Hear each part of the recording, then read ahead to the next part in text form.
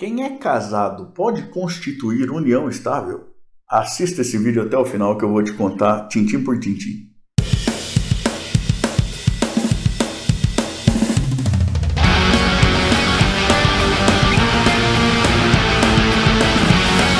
Eu sou o professor Thiago Caversan e compartilho semanalmente, aqui mesmo no canal, vídeos relacionados à teoria e à prática do direito. Como o vídeo de hoje em que eu falo sobre a possibilidade ou não de quem é casado constituir união estável. E isso já a partir de vários anos de experiência como advogado e também como professor universitário.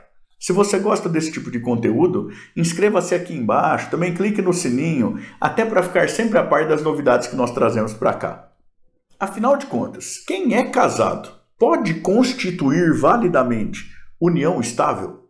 Essa é uma pergunta de fundamental importância. E eu já vou te adiantar que tem uma resposta mais simples, que vale para a maior parte dos casos, nós já vamos ver qual é, mas que a resposta mais certa para essa pergunta é um depende bem grande. E já vou até te dizer que às vezes aparecem pessoas aqui no canal que ficam extremamente bravas com esse tipo de coisa, que depois comentam lá, parei de assistir no Depende e tudo mais. Gente que gosta de resposta simples e firme. É que, na maior parte das vezes, quando a gente fala de direito brasileiro, a gente tem resposta de muita gente muito clara, muito firme, muito convicta e absolutamente errada, né? Não é essa a nossa intenção aqui. Então, vamos para a resposta agora e vamos entender, porque essa é uma outra peculiaridade. A gente nunca para no depende e pronto, né? É depende do quê? Depende como e quais são as consequências. Esse é um compromisso nosso, né?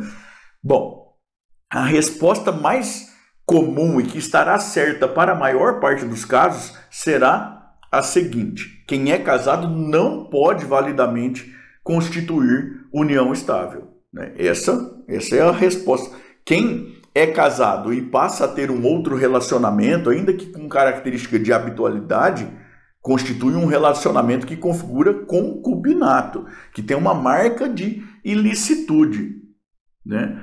O concubino sobrevivente, por exemplo, não é herdeiro. Se houver doação de quem é cônjuge num relacionamento para quem é concubino, isso pode ser inclusive objeto de ação de anulação e tudo mais. Então, em geral, quem é casado, se inicia um outro relacionamento, isso pode configurar uma simples traição, mas pode configurar eventualmente um concubinato.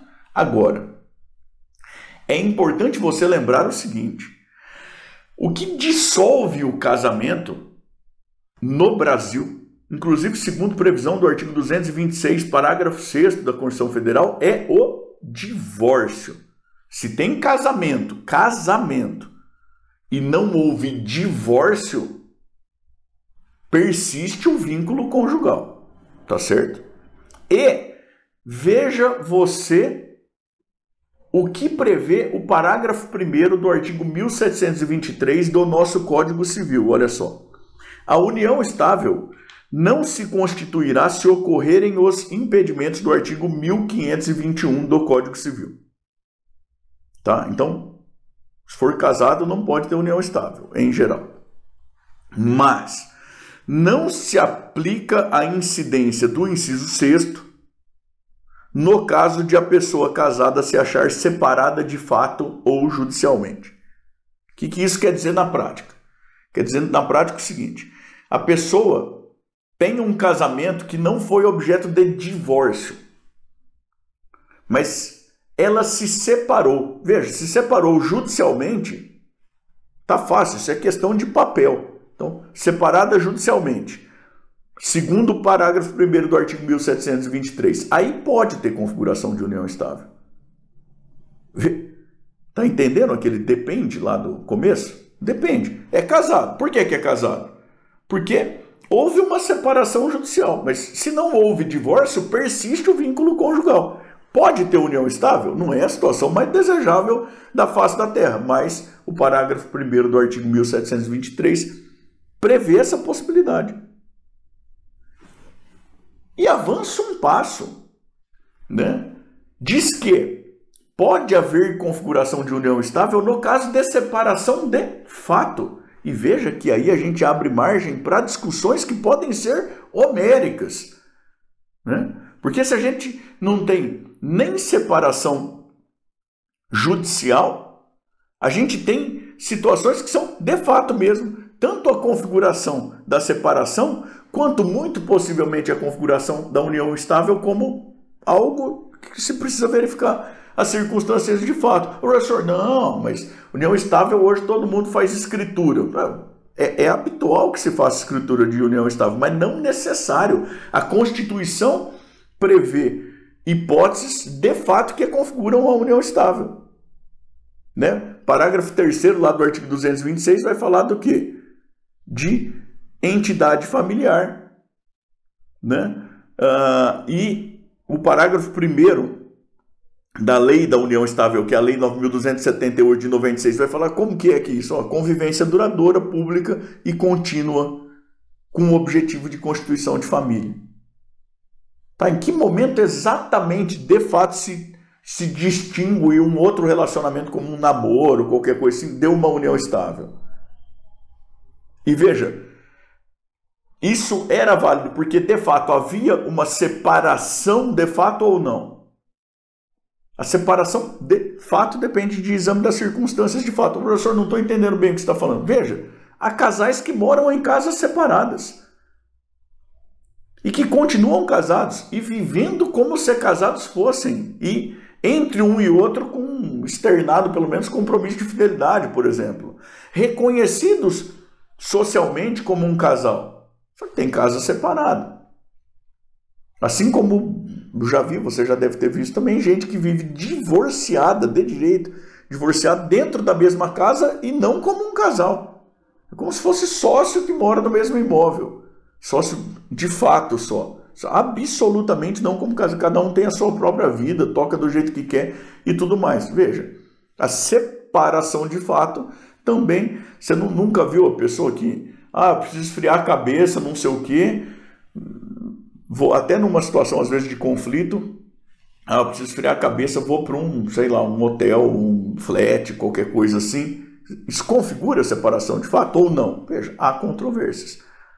Tudo isso para te dizer o seguinte: se a pessoa tem casamento, ou seja, não houve divórcio, e ela vive como casada, em que pese o fato de eventualmente não morar junto, mas vive como casada, não pode constituir validamente união estável. Agora, tem um vínculo conjugal que não foi dissolvido pelo divórcio.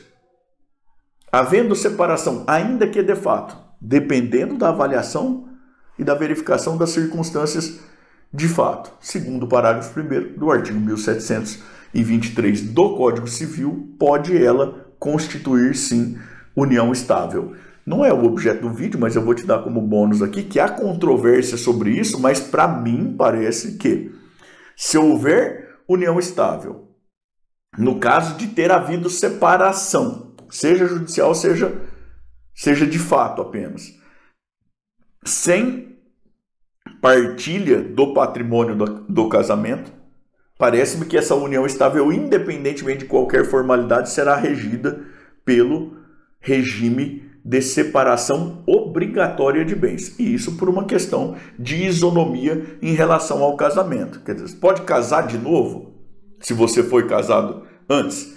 O código vai tratar lá da possibilidade desde que seja divorciado.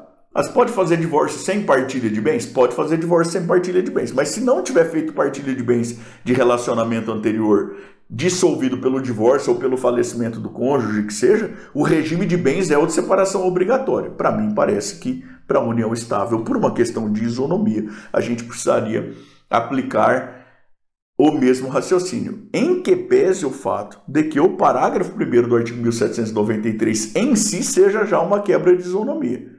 Porque não pode casamento, se não tiver havido dissolução do vínculo conjugal anterior, prevê-se aqui uma possibilidade de união estável. Tá certo? Eu espero que você tenha gostado do vídeo. Queria te convidar a contar para mim nos comentários aqui embaixo de onde é que você me assiste e o que é que você faz, por que o tema te interessou. Eu fico muito feliz por saber até onde os vídeos estão chegando e, na medida do possível, apesar da correria, também gosto de interagir com quem aparece aqui no canal pelos comentários aqui embaixo, tá bom? Também queria te convidar a continuar navegando aqui pelo canal, especialmente a partir deste vídeo aqui em que eu falo da herança na união estável. E também queria te pedir de novo, por favor, para se inscrever no canal, para clicar no sininho, para dar o seu joinha, para me seguir lá no Instagram, no TikTok, porque isso é muito importante para que eu continue produzindo esse material aqui, tá bom? Muito obrigado, até mais. Tchau, tchau.